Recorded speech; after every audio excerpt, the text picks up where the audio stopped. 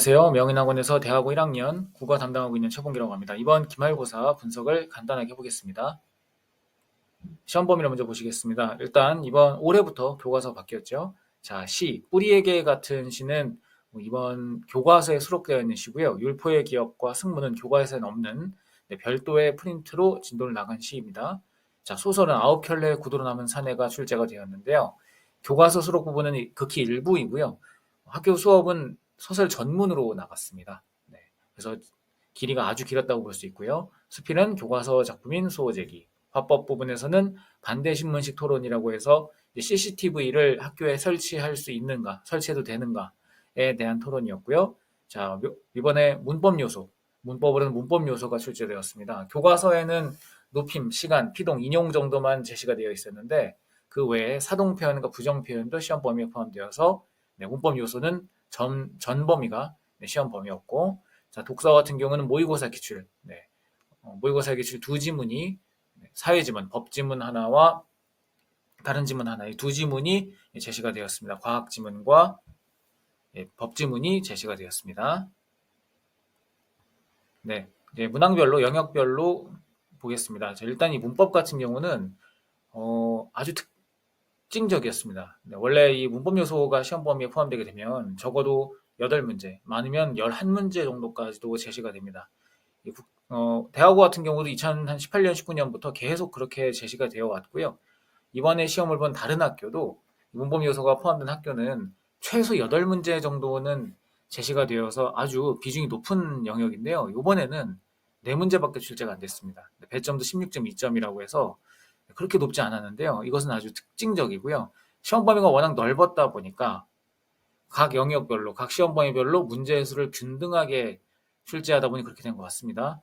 그래서 많은 학습량이 아주 많이 필요했는데요. 그리고 이 문법 요소라는 영역 자체가 난이도가 높습니다. 그런데도 문항수가 적었다. 하지만 아무래도 문제 자체의 난이도가 높다 보니 변별력은 꽤나 있었다. 그래서 문법에 조금 약점이 있는 친구들은 오히려 좀 좋았을 수도 있겠네요. 네. 자, 문제는 어떤 것이 출제가 되느냐. 피동사와 사동사를 구분하는 문제. 저는 이 부분을 시험 범위 1주차부터 계속 강조를 했었고요. 실제 나올 만한 예문까지 제가 제시를 해서 이번에 반드시 나온다라고 했는데 출제된 예문까지 적중을 했다고 볼 수 있고요.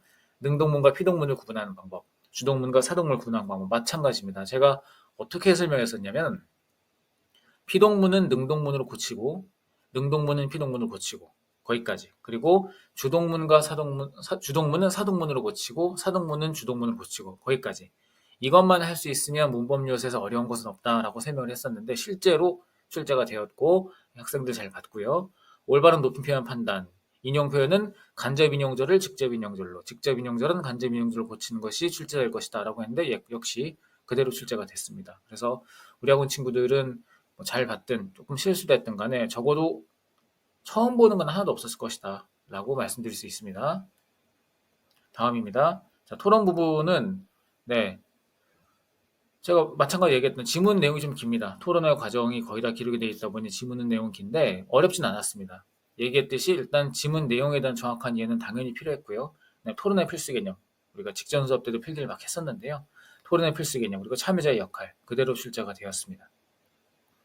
현대시, 아무래도 시험 범위가 넓고 그 다음에 문제 수는 제한적이다 보니 외부 지문은 그렇게까지 제시되진 않았습니다. 대신 이 세 작품의 공통점, 특히 이제 표현상의 특징, 표현상의 특징이라고 하면 뭐 직유법, 은유법, 무슨 법 하는 거 있죠.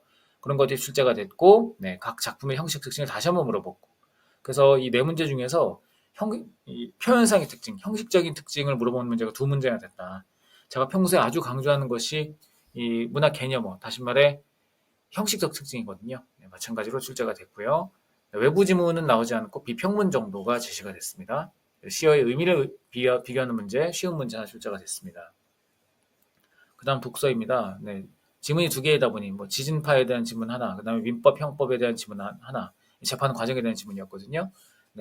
아무래도 지문의 난이도는 그렇게 높지가 않았습니다. 하지만 지문의 길이가 길다 보니 아무래도 문항수는 많이 배정이 되었고 배점도 꽤 높았습니다. 문항수가 많다 보니까요. 하지만 이제 아무래도 길죠. 우리가 이 독서 지문을 암기할 수는 없기 때문에 어쨌든 읽어야 되잖아요. 그러다 보니까 시간이 부족했던 친구들이 있지 않았을까. 시간이 부족하면 실수가 발생되게 되겠죠. 네, 그래서 여기 적혀있지만 반복적인 학습을 했다면 체감 난이도 낮았을 것이다. 제가 아주 많이 반복을 했습니다. 심지어 이 독서지문 같은 경우는 몇 번 읽어라. 오늘 몇 번 읽고 내일 자습시간에 몇 번 읽어라. 이것까지 제가 제시를 해줬는데 잘 따라줬다면 네, 여기에서도 실수는 없었을 거라고 볼 수 있습니다. 하지만 이제 어휘 문제가 조금 네, 헷갈렸을 수도 있다. 다음 현대소설입니다. 소설 전문이 시험 범위였지만 제가 학생들은 기억을 할 거예요. 어차피 출제되는 장면은 정해져 있는 소설이다.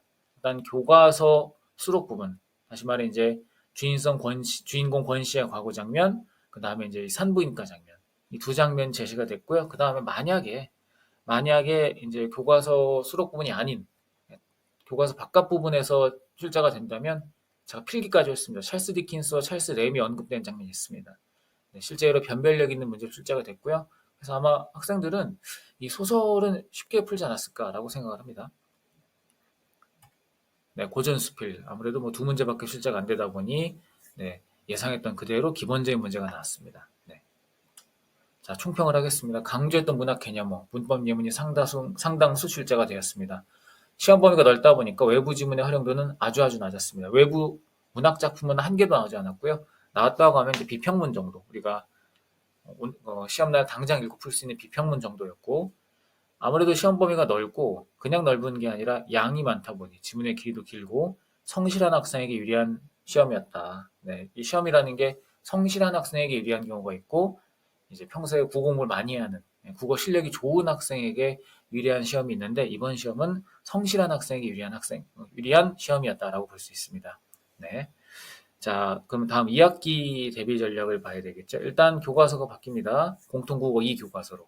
네, 우리 지금 대학고가 사용하고 있는 교과서 같은 경우는 공통국어 2에 고전시가가 꽤 많이 들어가 있습니다. 특히 이제 유명한 작품들이 많이 들어가 있고 실제 난이도가 높은 작품들입니다. 네, 그리고 문법 같은 경우는 아마 중간고사에는 맞춤법, 한글 맞춤법, 그다음에 기말고사에는 중세국어를 할 가능성이 높은데 그 중에서도 이제 중세국어 같은 경우는 맞춤법은 뭐 그렇게 어렵지도 않고 학교마다 선생님마다 내용이 조금씩 다를 수 있기 때문에 그때 가서 해도 충분하고요. 중세국어 같은 경우는 체감 난이도가 아주 높습니다. 왜냐? 전혀 본 적도 없는 그런 어휘들, 의문들이 제시가 되기 때문에 문법적 개념들이 제시가 되기 때문에 체감 난이도가 아주 높을 수 있는데 네, 여름방학에 조금만 대비를 미리 해놓으면 아주 쉬울 것이다. 네. 그래서 시험은 어떨까? 2학기 중간고사, 기말고사는 어떨까? 둘 중 하나겠죠. 이번처럼 범위를 넓게 해서 성실한 학생들에게 좀 장점이 있는, 네, 이득이 있는 그런 시험이거나 아니면 난이도를 높일 수도 있다라고 봅니다. 그것은 이제 가봐야겠죠. 네. 그래서 이번 여름방학에도 성실하게 대비를 해서 우리 학생들이 기말고사도 2학기 중간고사, 기말고사도 잘 볼 수 있도록 제 학원에서도 최선을 다하겠습니다. 자, 여기까지 네, 분석 마치겠습니다. 감사합니다.